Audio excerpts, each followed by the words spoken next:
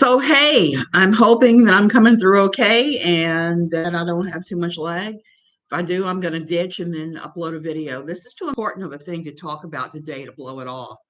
As you can see, I'm dressed for yoga today. It's hot. I just did everything that I need to do so that I don't have to go out in the heat later. But this is just one of those things that is just too important not to talk about. And I thought we dealt with it 10 years ago. Okay, if you don't know who I am, I'm Suzanne Titchemeyer. I used to write a daily column called No Longer Quivering for Pathos that had to do with the evangelical world and all the things that happened there. And some of it is really crazy stuff. And I'm getting ready to talk about one of the more crazy aspects of evangelical town. Okay, these are just my opinions. Please don't bully anybody that I talk about here. Don't even be nasty in the comments because you're just going to get squashed.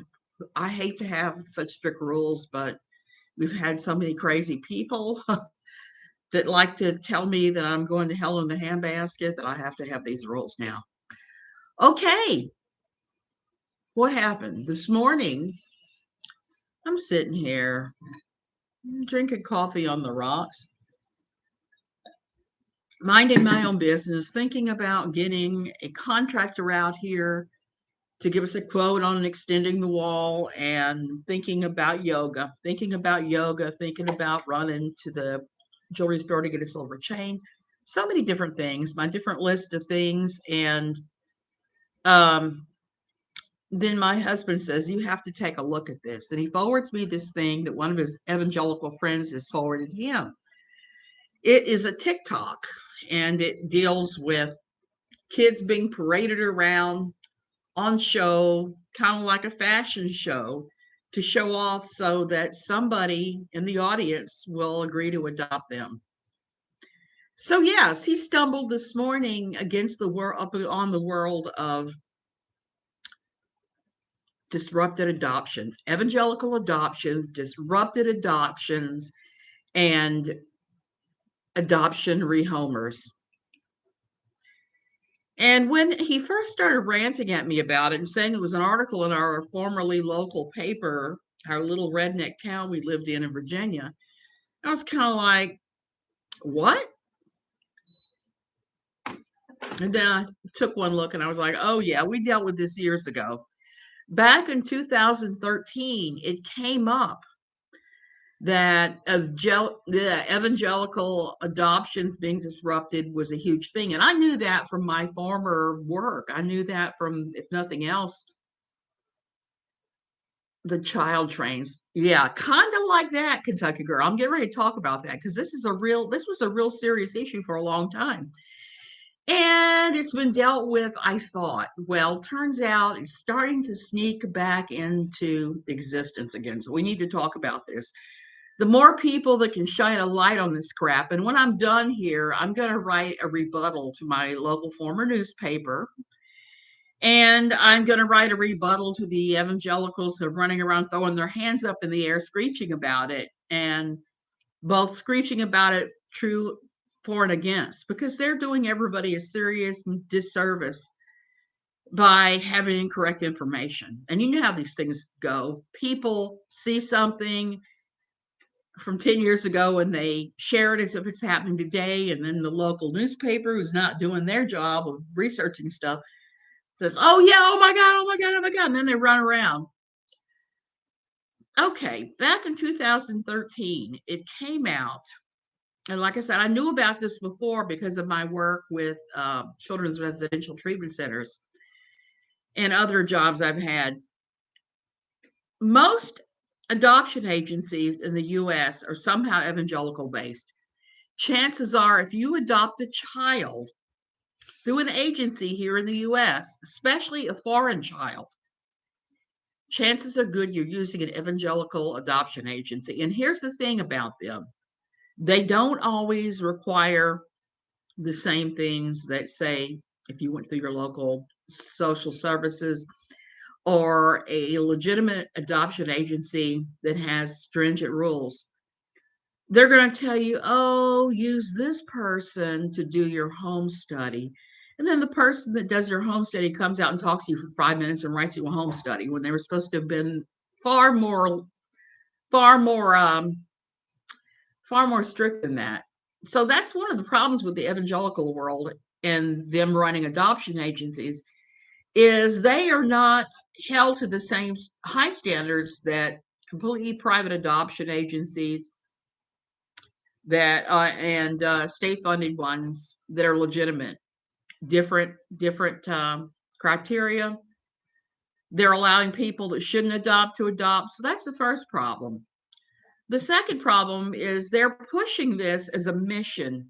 They're pushing this as a mission to the world that you could adopt a child from somewhere else and give that child the most beautiful blessing a child could have to Christian parents in a loving and stable environment. Now, if that was actually true, that would be an awesome thing.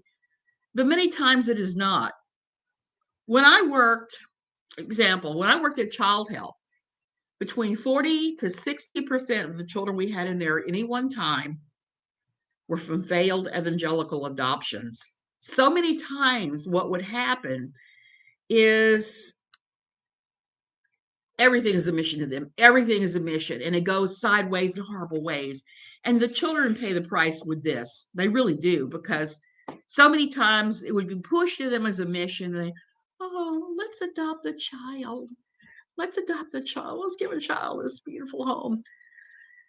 And they adopt a child. Example, Nancy Campbell adopted a whole pile of them. If you don't know who Nancy Campbell is, look up Above Rubies. She has a mission. She also has a Quiverful women's ministry. She's one of the Quiverful enforcers. She had a daughter named Serene Allison, who also adopted a pile of children from Africa. They both did. They were pushing this hard. This was like in the mid-90s, I want to say. That is when I remember at my old church pushing the idea of foreign adoptions hard. And Nancy wrote about it again and again and again and again and again for her Above Rubies magazine. Having adopted 3 children myself, I can tell you it is a lot of work. Yes, it is. So what happens is not only is it a lot of work that has been pitched as not work to these families, they are told that they're going to be a great blessing. And what happens is they get these children over here, and the children, they're from a foreign country. They may not want to eat your food. May not want to eat their food. That was one of the big things with Serene Allison, some of her kids. Some of them complained they went from Africa to Africa because they were living in bare subsistence existence. Serene refused, from my understanding, if you want to recall the story, Serene refused to cook the kind of foods these kids were used to, and the kids struggled to eat American-style food. Many times the parents aren't expecting that. No effort has been made to let the parents understand what it is that's going on, how they're going to have to adjust to the child's culture, how some of these kids are coming from some very war-torn places like Somalia, and they're going to need quite a bit of therapy. There's so many of these things that they're not told about, that the evangelical agencies will say, oh, it'll be fine. Just Jesus hard enough and it'll all be fine. It is not fine. It is traumatic to the children. It's traumatic to the families. And the families try with their authoritarian discipline, their food, the way they eat, sending the kids off to school when they barely speak English, when the school is not equipped to handle them because there's no ESL in their native language. So it's just torment all the way around. I read something about these foreign adoptions. They brought them from Africa, but didn't give them traditional food when they were used. Exactly. That's one of the problems, Java Man. Disabled children or children with attachment deprivation, existing trauma suffer deeply from this kind of performative generosity. Exactly. EMC. Hey, good morning from Costa Rica to Norway. I also read that 25% of adoptions are returned. Java Man, I would not be surprised. Children from Russia, Ukraine, and China have severe bonding issues. So do those from Romania, too. My daughter did some mission work in remaining orphanages and just told me some heartbreaking tales. So I can testify that's true. And so we get these kids come through child help that had bonding issues, that had all sorts of things going on, that had unhealed trauma. And you can just imagine how well this went in these evangelical households where it's authoritative, discipline, culture, everything. It doesn't go well. And a lot of these adoptions are disrupted. So about 10 years ago, there was a huge spotlight put on these disrupted adoptions. In fact, I linked to the Reuters series of articles about the things that went haywire. Once they started doing adoption disruptions, a lot of these people started using Facebook groups of all things. They're trying to adopt out a litter of kittens. And people would contact us and say, yes, I want to adopt your child, or I want to meet. Many times those poor children were delivered straight into the hands of producers of CP. Okay.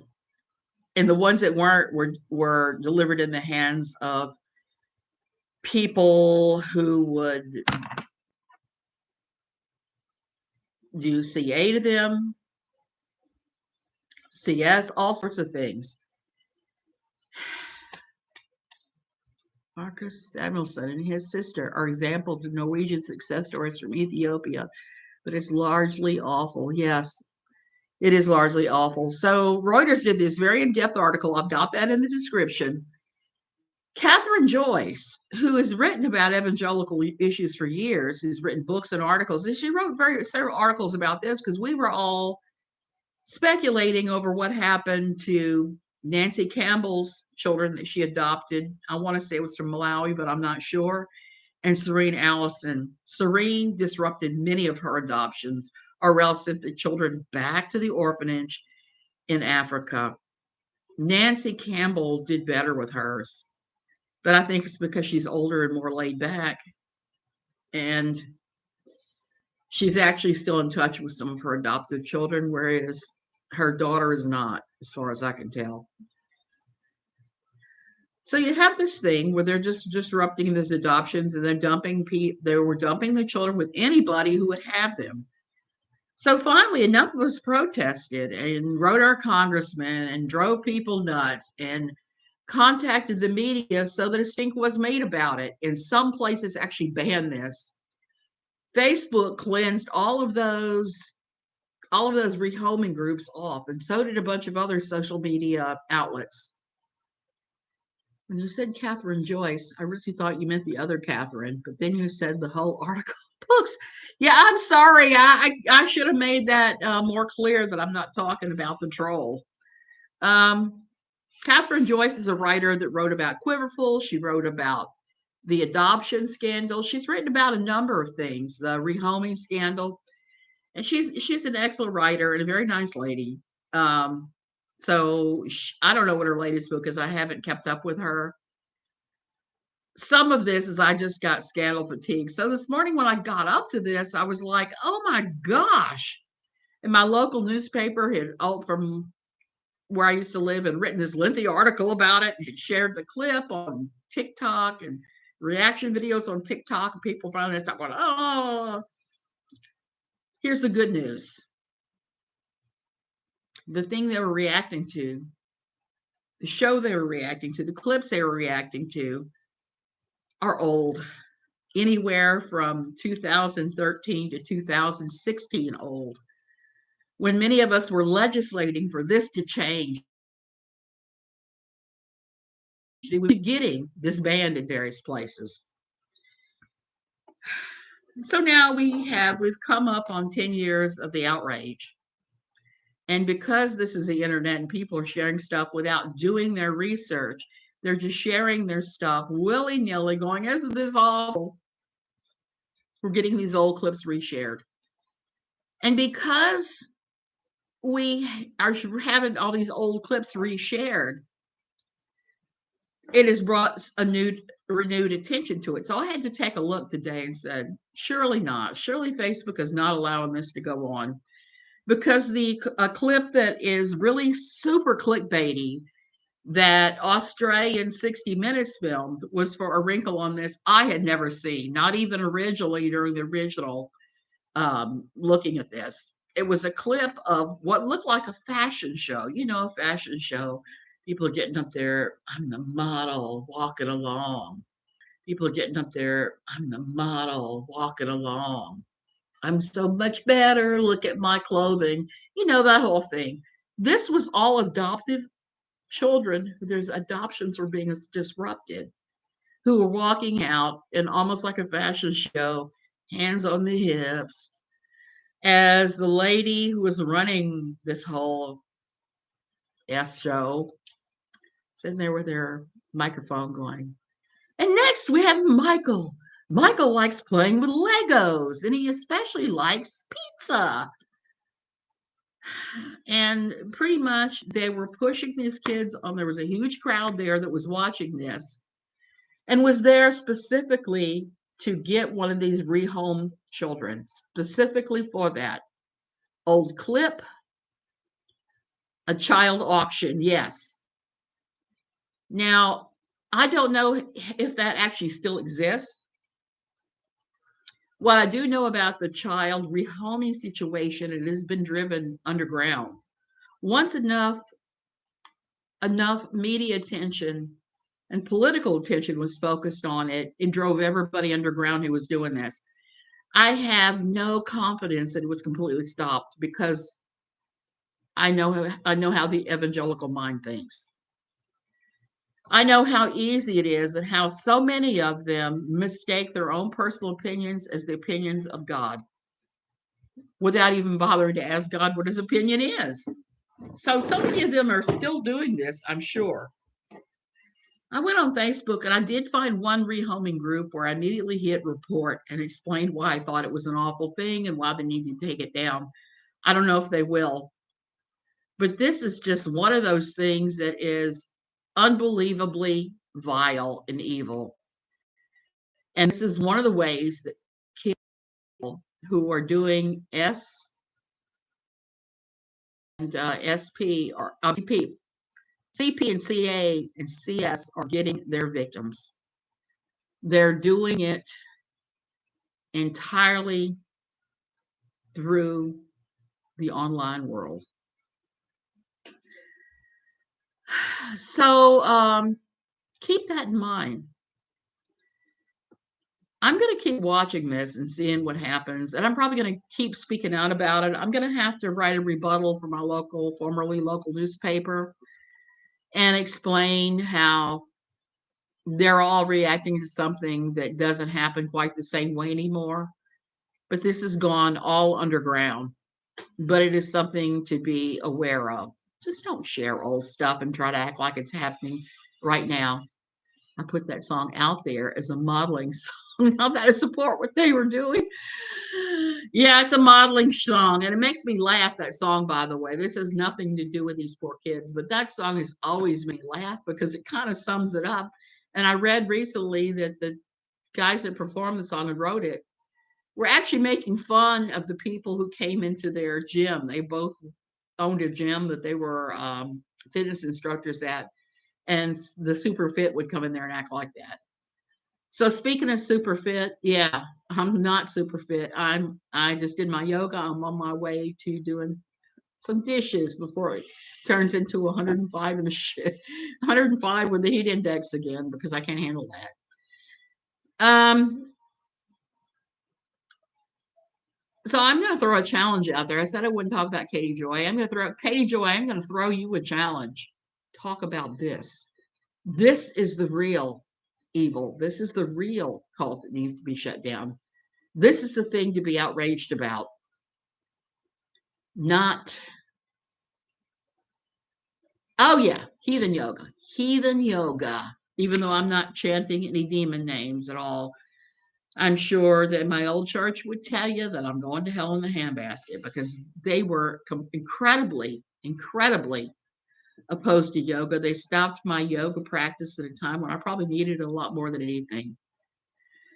And yesterday, when I was live streaming, and when I was in total shock over the fact that they actually did indict our former president, I had a bunch of people run in that wanted to talk about Molly Golightly losing her channel. And I said, well, you know, if Molly did what they're saying, if she showed a driver's license to somebody that had Airbnb'd her place, then they really have to take her channels down. There's really no way around it. Tell them, and Satan made it clear that he doesn't want you. Java Man, have you ever seen that little cartoon somebody said about a demon takes over your body and he's going, ouch, oh, what the hell is that? That would be it. I got a horrible story to tell on myself. Not yesterday, the day before I didn't live stream because I was not capable of it. I got up in the morning and I couldn't pee. I couldn't urinate. Nothing was coming out. My bladder wasn't full. And I was like, what? I didn't have any pain. I didn't have kidney pain. I didn't have bladder pain. I felt perfectly fine. And that continued all day that day until finally I called my doctor and said, hey, what is going on here? And they were like, are you dehydrated? I was like, no, I'm not dehydrated. I'm drinking fine, blah, blah, blah. Well, by the end of the day, it had broken. But the best they could figure out is that it has to do with mast cell. Apparently, whatever hormone that turns off your need to go to the bathroom had turned mine off. And finally, it broke. And when it did, I was up 2 hours all night. That's why I was so goofy yesterday. So, as my grandmother would say, if she lost her channel, it was probably in a place where she saw it last. Well, Java Man, I got to go back to that because I said, you know, she lost her channel and they're saying that she did this thing, that she probably needs to lose her channel. And I have nothing against Molly. Molly and I have very different styles. Molly's style is hers. My style is my style, and it's all good. You don't have to like everybody's style. But the news broke in the most suspicious and horrible of places, Unirock. Unirock did this really long stream yesterday where he was just gleeful over this. And other people pointed out to me all the places where Unirock had called for a mass flagging of Molly Golightly's channel. And I actually saw a clip of that. I saw some places where he'd said that. He'd called for this mass flagging. And they'd taken Molly's channel down. So now I'm not so sure it was Molly showing a driver's license or if it was Unirock and nonsense on the web calling for mass flaggings. And if they called for a mass flagging, they both possibly lose their channels as well, because that's against YouTube's rules. YouTube's even stricter rules. One YouTuber was harassing people up in Dulles Town Center in Sterling, Virginia. One person didn't like it and pulled out a gun and shot him in the stomach. Java Man, I saw that. And I was really very shocked. You know, I used to live in that area of the country. I lived in Northern Virginia and on the very edge of it, but Dulles Town Center is someplace I've been to shop. I had a daughter that lived for a long time in Leesburg or in the Dulles, Sterling, Virginia area. So I'm very familiar with that mall, and I saw that. And that's just crazy. There's so many people have just lost their damn minds lately that I don't know why this stuff is going on. Everybody's armed, everybody's got a gun, everybody's angry, everybody's upset over stuff. And I just don't get being that upset about something strange like that. I just go like, yeah, right, whatever. Walk away. Walk away. Walk away. It's like yesterday, we were ranting because they put a whole bunch of container things next to our house. They're going to put in an apartment complex. And it's about a 20-foot stretch, maybe, that will be able to look over our wall and into our living room. So, because this is a place where nobody pays any attention to the building codes, nobody gets permits. And I would be me going up against a TICO, which would not be a good thing in court. It never is when you go up against a TICO and you're not a TICO. Almost always they rule in favor of the TICO, unless there's a boatload of money involved. And this is not a boatload of money. But anyway, We could have been mad. We could have been over there. We could have been calling enforcement, all of that. But instead, we were just like, let's just build a wall higher right there. Let's just extend the wall out another 20 feet. So I don't get this. Sometimes there are battles worth fighting, and then there's everything else. Trying to make sure. Oh man, I eat blueberries. It's driving me crazy. There are battles worth fighting. Keeping vulnerable children from other countries out of the hands of people that make CP is a worthy battle. Fighting with a YouTuber in the middle of Dulles Town Center is not one of them. And you have to decide early on with a lot of these things, how far are you willing to take it? Nobody pays attention to the building codes or permits. Sounds like Houston. Oh my goodness. Houston. I'm not sure with containers and container houses that there's going to be much in the way of permits they're going to have to do. Costa Rica tends kind of to take a hands-off approach. And as I was telling somebody yesterday, you're supposed to get permits. Just Gray Rock the YouTuber. Yes, Gray Rock him. But very few people do. When we bought our house, we discovered there had been permits and filed architectural plans on the house that I'm in right now. It's a good thing. The guest house by the front gate, not permit one. It wasn't listed on any of the documents at all. Somebody I know's pool got put in, same deal. And the whole Tico mindset seems to be, well, if you're hidden behind a wall and you're not making a lot of noise doing it, then go for it without getting a permit. So we bought the house. We had to declare the guest house and start paying taxes on it. So it wasn't a big deal. They're fishing for a reaction and attention. Do not give it to them. Exactly. A lot of people are, and they are with all of this stuff. So there was one guy I know, and he has a guest house. I want to say it's Charlie's Jungle House near Matapalo, near Capus, which is near Manuel Antonio, their big park there. I remember meeting Charlie. He's a nice guy. He's a Californian, very laid back, sweet guy. He got here way before almost everyone else, and he put in his little hotel thing. And here's the thing, when he did it, there were no building permits required or any of that in the area. 10 months after he built it, they decided they were going to have building permits in that area. I think it was 10 months. Don't quote me on that. They forced him to tear it down, brand new, and he had to tear it down. He had to reapply. He had to come up with plans. He had to get a building permit and rebuild it. So I always tell people, if you're going to build here, make sure you use a reputable architect and a reputable construction company, because they will guide you through the permit system. And the permit system can be daunting if you don't have somebody who's local doing it for you and helping you with it. It can take up to 2 years to get a building permit here. So I can see why they're throwing containers over there and turning them into apartments. I can see that. We talked about doing it ourselves. So that's all I have to say. Yeah, don't react to these crazier YouTubers. Don't call for mass flagging. Don't mass flag anybody. That is crazy. Like I said, I got a mass flagging on my Facebook page, my personal Facebook page. And I know it was Michelle. Michelle Goes Live, because I saw where she had posted a link to my personal Facebook page saying, this is a hate page. And I had never once spoken about her on my Facebook page. My Facebook page was strictly my personal Facebook page, family and friends. And she had reported it and had all of her pals report it.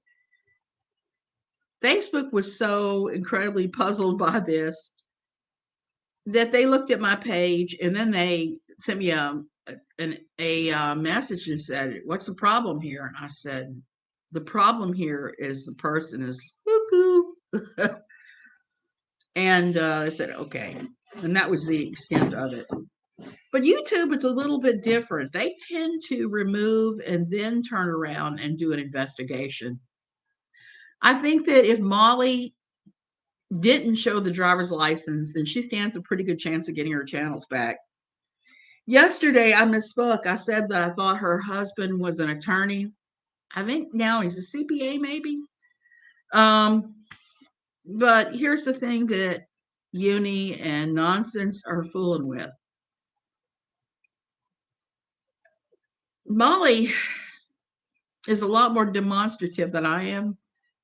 And she strikes me as somebody who would hire an attorney, I mean, like that, to go after somebody. I might be wrong, but that's really. And for a lot of us, we have to look at what we hope to get if we hired an attorney and sued somebody, whether or not there would even be anything worth getting, whether you could say, hey, can I have their channel or whatever. But you look at the risk, you look at what's going on. It's just like buying stock. You're like, okay, yeah, I don't think I'll make money with this, so I'm not going to buy this particular stock. I'm going to buy this stock over here. And you really have to figure out where all your risks are and go from there. But will she hire a good attorney or one that specializes in estate planning? I think she's smarter than that. And I think if she spent $30,000 on a retainer, she'd get a little bit more. But the thing is, I've not heard of a retainer going for that low in a long time. And I got a little tiny funny thing like that to say. I have an official Skype phone number so that my family in the States can contact me at any time free of charge. It is not in a Virginia area code. Somehow I ended up in just a really bizarre area code that is not anywhere I've lived. And lately I am getting private investigator phone calls who want my mailing address. So I don't know who it is out there that's trying to sue me. It ain't happening. You're not getting my mailing address. And besides that, my physical address here is, like I've said before, in Costa Rica, it's like turn right where the horse died 3 years ago and then go so many hundreds of meters and then do this and do that, go over the 1-lane bridge, over the ditch. And so, yeah, I'm not sure how legitimate it is or if it's just somebody fishing for information, because I do get a lot of those crazy phone calls where it's like, we're contacting you about your car warranty expiring. Give them 1600 Pennsylvania Avenue Northwest. I probably will, Java Man, because I think it's a scam. And it may even be some version of the Nigerian scam or the IRS scam or any of those other ones, but it's a scam. So I told my husband, I said, anytime the Skype number rings and it's this area code or this area code, ignore. I won't pick up anyway if it's a phone number that I don't have a clue who it is, just because of the fact that it's almost always 99.99% of the time it's a scammer. But it's not a scammer. If it's a friend, they'll leave me a message. It's kind of the way I'm looking at it. Oh, so I think I've run out of things to talk about. I have vented my spleen talking about evangelical disrupted adoptions and rehoming. It is just a no. I'm going to also do some research and see if I can scare up some information on where it is illegal now and start doing a little research to see if I can get some of these places taken down. And this is not a mass flagging. This is me trying to take a real action that will save the lives of children. Okay, you guys, I am going to go. I'm done with the yoga, but those dishes won't wait anymore. Dishes won't wait, and I want to get everything done before it gets super hot here, like yesterday. Okay, love you guys. Have a great day.